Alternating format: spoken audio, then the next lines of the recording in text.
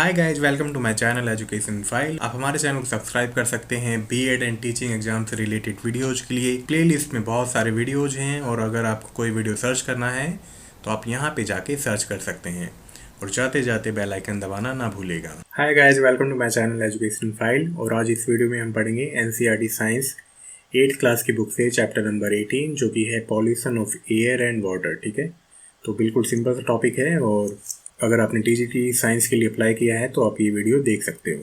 और अगर आपको बीएड से रिलेटेड कोई और वीडियो देखना है तो आप डिस्क्रिप्शन बॉक्स में जाके बीएड के डिफरेंट प्लेलिस्ट चेक कर सकते हो। और वीडियो बनाने में बहुत मेहनत लगती है तो प्लीज़ लाइक किए बिना मत जाना, ओके?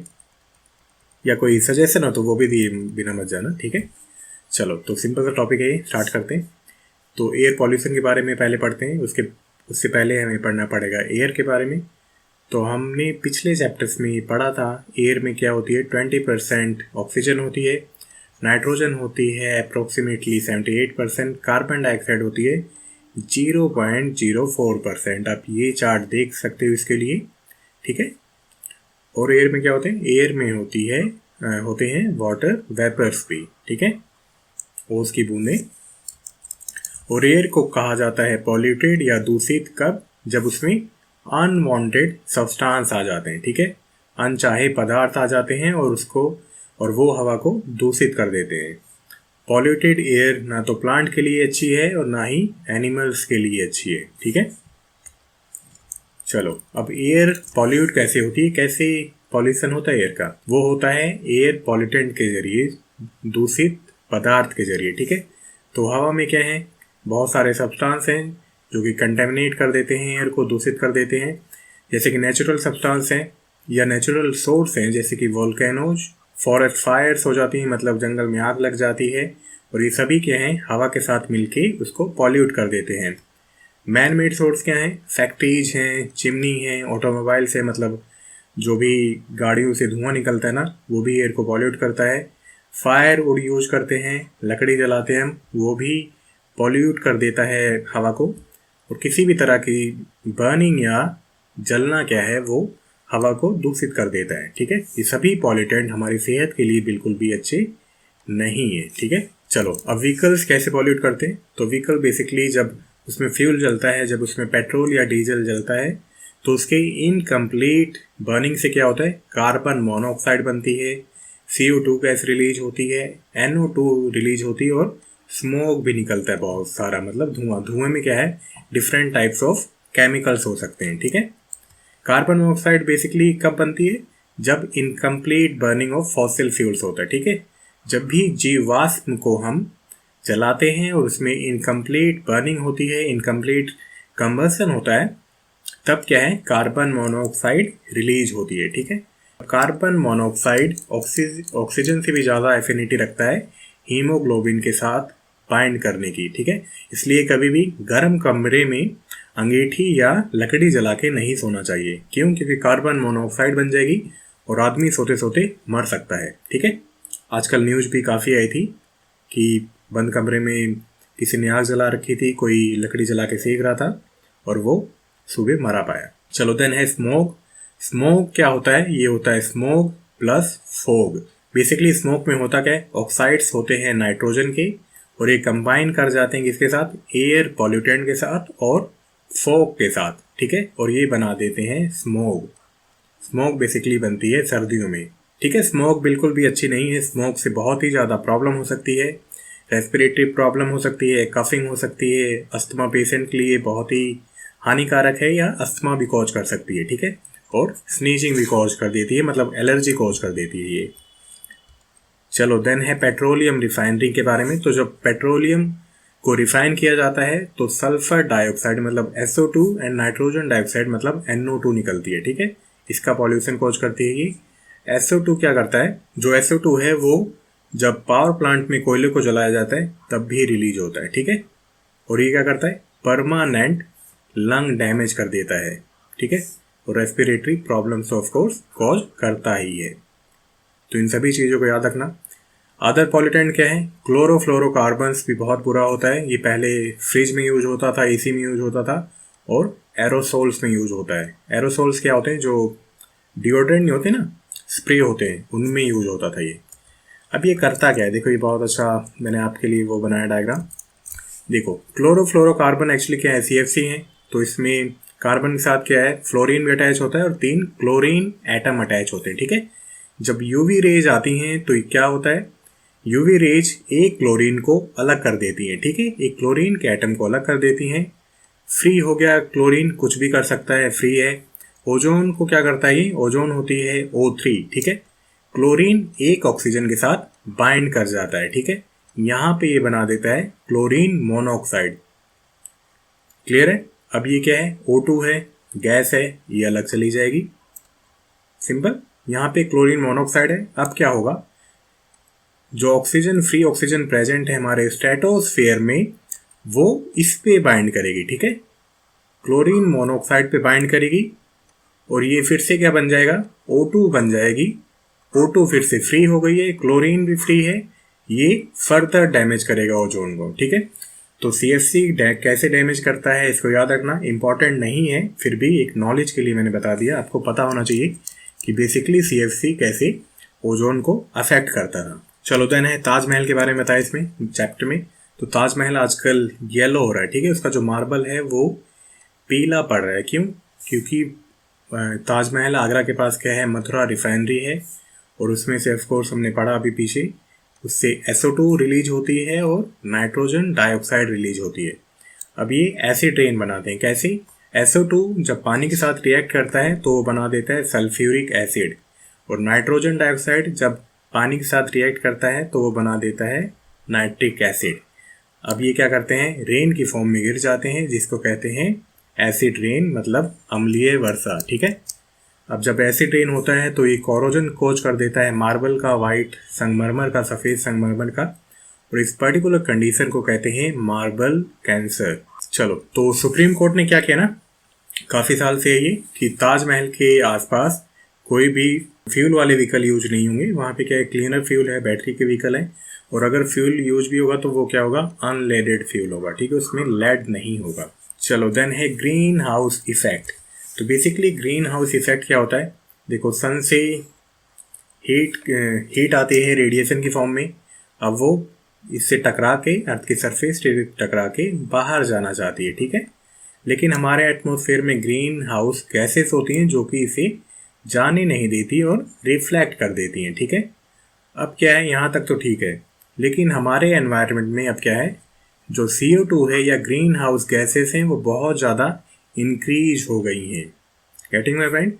तो जब भी सूरज की रोशनी आती है तो वो उसको जाने नहीं देती और वो अंदर ही घूमती रहती है, और इससे क्या हो गया, हमारे पृथ्वी का जो टेम्परेचर है वो ग्रेजुअली इंक्रीज हो रहा है, ठीक है। इसी को कहते हैं ग्लोबल वार्मिंग, है ना। एवरेज टेम्परेचर इंक्रीज हो रहा है डे बाय डे, इसी को कहते हैं ग्लोबल वार्मिंग। और 2020 क्या है, सबसे गर्म ईयर था हिस्ट्री में हमारे, इससे पहले 2016 था। देखो प्लांट का कटना या डिफॉरेस्टेशन कैसे कोज करता है ग्लोबल वार्मिंग, प्लांट यूज करते हैं CO2, अब प्लांट है ही नहीं तो CO2 यूज कौन करेगा, CO2 इंक्रीज होती रहेगी, ग्लोबल वार्मिंग इंक्रीज होती रहेगी। क्लियर है।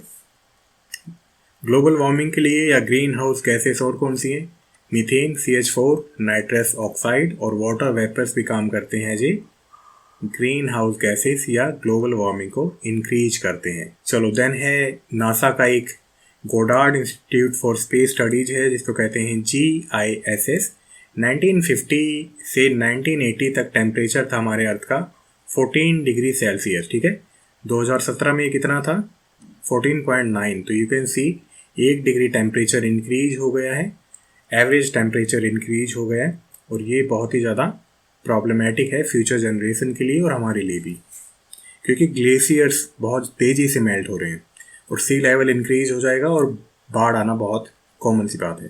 तो कार्बन फुटप्रिंट को कम करने के लिए एक एग्रीमेंट हुआ था जिसको नाम दिया गया है क्योटो प्रोटोकॉल, ठीक है, ये याद रखना। देन है व्हाट कैन बी डन, हम कर क्या सकते हैं। तो इसमें दिल्ली का एग्जाम्पल दे रखा है NCERT बुक में। दिल्ली में बहुत ज़्यादा पॉल्यूशन था, तो दिल्ली ने क्या किया, क्लीनर फ्यूल की तरफ स्विच कर गई, वो सारे जो बसेस थी वो CNG से रन करने लगी, ठीक है, और वहाँ पे अनलेडेड फ्यूल का यूज होने लगा, क्योंकि लेड क्या है, बहुत ही ज़्यादा हार्मफुल है हमारे एनवायरनमेंट के लिए। और हम क्या कर सकते हैं, हम जो भी हमारे एनर्जी के सोर्स हैं उनको हम कन्वर्ट कर सकते हैं या मूव कर सकते हैं to a safer energy. Solar energy use कर सकते हैं, विंड एनर्जी यूज कर सकते हैं, टाइडल एनर्जी आजकल क्या है, समुद्र की लहरों से भी इलेक्ट्रिसिटी बनती है, ठीक है, उससे भी टरबाइन के थ्रू इलेक्ट्रिसिटी प्रोड्यूस की जाती है। तो ये क्या है, बहुत ही क्लीनर एनर्जी है और ये मतलब हमारे पास बिल्कुल एग्जॉस्ट ये होने वाली नहीं है और इनको हम जब तक चाहें जब तक यूज कर सकते हैं। चलो देन है वाटर पॉल्यूशन। तो वाटर पॉल्यूशन क्या है, जब वाटर कंटेमिनेट हो जाता है, दूषित हो जाता है हार्मफुल पॉल्यूटेंट के साथ, जैसे कि सीवेज, टॉक्सिक केमिकल्स या सिल्ट, तब उसे कहते हैं पॉल्यूटेड वाटर या दूषित पानी। Pollutant are the substance that pollute water. दूषित पदार्थ क्या है, सब्सटेंस होते हैं, वो पदार्थ होते हैं जो कि पानी को गंदा करते हैं। अब क्या है, पानी गंदा कैसे होता है, तो इसमें गंगा का एग्जाम्पल दे रखा है, गंगा रिवर का। तो गंगा बेसिकली क्या है, पूरे नॉर्दर्न एरिया को, सेंट्रल एरिया को और ईस्टर्न इंडियन जो पॉपुलेशन है उसको नरिश करती है, वहाँ तक पानी पहुँचाती है और बहुत ही इम्पॉर्टेंट है वहाँ के लोगों के लिए, वहाँ के प्लांट्स के लिए और वहाँ के जानवरों के लिए भी, ठीक है। लेकिन जो world wide fund for nature है WWF, ये लड़ाई वाला WWF नहीं है, ठीक है, ये है world wide fund for nature, ठीक है। इसने क्या कहा, इसने कहा कि गंगा क्या है, टॉप 10 एंडेंजर्ड रिवर्स में से एक है, ठीक है, और ये आई थिंक 6 या 7 नंबर पे आती है, आप नेट पे जाके देख सकते हो इसको। जो बड़े शहर हैं या छोटे शहर हैं वो क्या करते हैं, अपना सारा garbage, sewage, animal waste, even dead bodies को भी गंगा में बहा देते हैं और ये क्या करता है, गंगा नदी को बहुत ही ज़्यादा दूषित कर देता है। और कई जगह नदी की हालत ऐसी है कि वहाँ पे आप नहा भी नहीं सकते हो। तो ये है गंगा का रूट, वैसे पूछेगा नहीं फिर भी देख लो। गौमुख से निकलती है, गंगोत्री, हरिद्वार, फिर नई दिल्ली, कानपुर में सबसे ज़्यादा गंदी है गंगा नदी, देन इलाहाबाद हो जाती है, देन वाराणसी, बनारस, देन पटना, फिर वेस्ट बंगाल और फिर बंगाल की खाड़ी में मिल जाती है ये। चलो, गंगा नदी को बचाने के लिए गंगा एक्शन प्लान लॉन्च हुआ था कब, 1985 में, ठीक है। इसका एम क्या था, एम ये था कि जो भी पॉल्यूटेंट है उसको रिड्यूस किया जाए। सबसे ज़्यादा गंगा जो नदी गंदी है वो है कानपुर में, ठीक है, यूपी में, उत्तर प्रदेश में सबसे पॉल्यूटेड स्ट्रेच है ये गंगा नदी का। क्यों, क्योंकि यहाँ पे कानपुर फेमस था अपनी लेदर इंडस्ट्री के लिए, टैनरी इंडस्ट्री के लिए, फर्टिलाइजर्स की इंडस्ट्री बहुत है यहाँ पे, डिटर्जेंट इंडस्ट्री बहुत थी यहाँ पे, पेंट इंडस्ट्री भी बहुत थी। और ये क्या करती थी, ये सारा केमिकल अपना रिवर में डिस्चार्ज कर देती थी और इसको पॉल्यूट करती थी, ठीक है। अब इन केमिकल्स में क्या होता है, इन केमिकल्स में हो सकता है आर्सेनिक। आर्सेनिक क्या करता है, जो रूट्स होती है ना उनको ग्रो नहीं होने देता, उनके प्रोलिफरेशन अच्छे से नहीं होने देता। अब रूट अच्छे से नहीं ग्रो करेगी तो जो भी प्लांट्स है ना उनको न्यूट्रिशन नहीं मिलेगा। लीड क्या करता है, लीड जब पत्तों में जाता है, लीफ में जाता है प्लांट की, तो ये मेटल डस्ट को एब्जॉर्ब करने लगता है, ठीक है। तो जो भी अनवांटेड मेटल डस्ट है वो प्लांट में आ जाती है और प्लांट के थ्रू हम उसे खा लेते हैं और हमें दुनिया भर की बीमारी होती है, ठीक है। फ्लोराइड्स क्या करती हैं, फ्लोराइड्स न्यूरोटॉक्सिन है, ठीक है, हमारे दिमाग के लिए अच्छा नहीं है, अगर ज़्यादा हो जाए तो हमारे दांतों के लिए अच्छा भी नहीं है और हमारे हड्डियों के लिए भी अच्छा नहीं है अगर बहुत ज़्यादा क्वांटिटी हो जाए इसकी, ठीक है। तो इसलिए प्लांट के लिए भी अच्छा नहीं है और एनिमल्स के लिए भी अच्छा नहीं है। तो कितनी ही ऑर्गेनिक सब्जियां खा लो, कहीं ना कहीं से हो सकता है उसमें पॉल्यूटेंट आ ही जाए, क्योंकि आजकल एनवायरनमेंट में बहुत ही ज़्यादा पॉल्यूशन है। चलो, तो क्या होता है, बेसिकली जब भी केमिकल्स को डिस्चार्ज किया जाता है उसके लिए पर्टिकुलर रूल्स हैं, लेकिन हमें पता है वो रूल्स फॉलो नहीं किए जाते हैं, ठीक है। देन है खेतों में, हमने पिछले चैप्टर्स में पढ़ी है कि पेस्टिसाइड्स होते हैं, कीटनाशक और खरपतवार नाशक, वीडिसाइड, तो सॉइल्स में उनको डालते हैं, नॉर्मल सी बात है। जब सॉइल्स में डालते हैं तो बारिश होती है, बारिश के थ्रू वो केमिकल्स चले जाते हैं पॉन्ड में। अब वो वहाँ पे क्या करते हैं, वो वहाँ पे एज ए न्यूट्रिएंट एक्ट करते हैं, किसके लिए, एल्गी के लिए, ठीक है। एल्गी के लिए न्यूट्रिएंट प्रोवाइड करते हैं, एल्गी बड़ी हो जाती हैं और जब एल्गी मरती हैं, मतलब काई, सिंपल, ठीक है, जब काई मर जाती है तो ये खाना बन जाती है डीकम्पोजर्स का।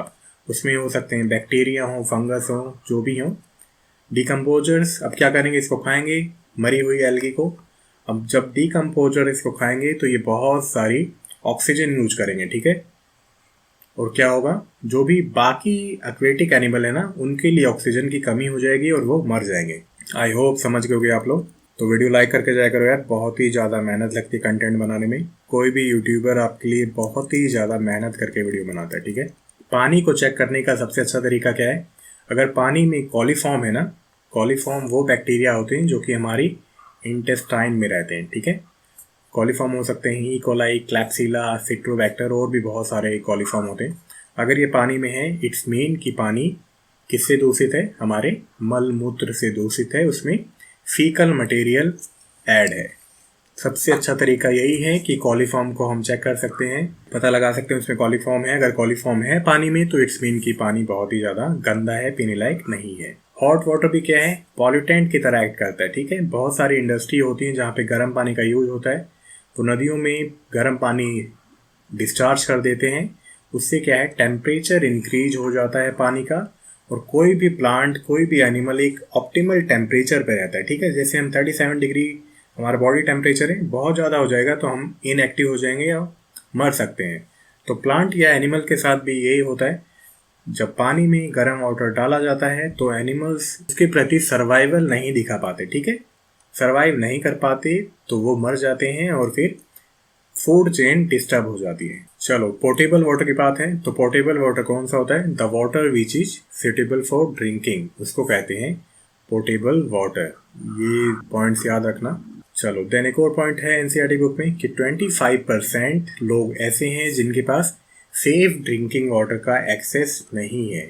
चलो देन है क्लोरिनेशन। क्लोरिनेशन क्या है, क्लोरिनेशन वो प्रोसेस है जिसके द्वारा हम पानी को प्यूरिफाई करते हैं। कैसे, उसमें क्लोरीन टैबलेट्स डाल देते हैं या ब्लीचिंग पाउडर डाल देते हैं। ब्लीचिंग पाउडर एक्चुअली क्या है, कैल्शियम हाइपोक्लोराइड है, लेकिन ये भी बहुत ज़्यादा नहीं डालना चाहिए। क्लोरीन की टैबलेट भी बहुत ज़्यादा नहीं डालनी चाहिए क्योंकि ये फिर अफेक्ट कर देता है, मतलब too much of everything is bad for us. चलो देन लास्ट में एक ही चीज़ है रिसाइकल के ऊपर कि फॉर कंजर्वेशन हम क्या कर सकते हैं, रिड्यूस कर सकते हैं, रीयूज कर सकते हैं और रिसाइकल कर सकते हैं। पानी को मतलब रिड्यूस करो, उसको रीयूज करो और जहाँ भी हो रिसाइकल करो। तो इसी के साथ चैप्टर खत्म हुआ। आई होप आपको अच्छे से समझ में आया हो। इससे काफ़ी पॉइंट आ सकते हैं। एसिड रेन के बारे में पूछ सकता है, कौन से केमिकल्स हैं। ग्रीन हाउस गैसेस के बारे में पूछ सकता है, कुछ एग्जाम्पल्स दे सकता है आपको, और आपको कहेगा कि कौन सा ग्रीन हाउस का एग्जाम्पल नहीं है, ठीक है। तो चलो मिलते हैं नेक्स्ट वीडियो में। Till then bye bye, take care, अच्छे से पढ़ना।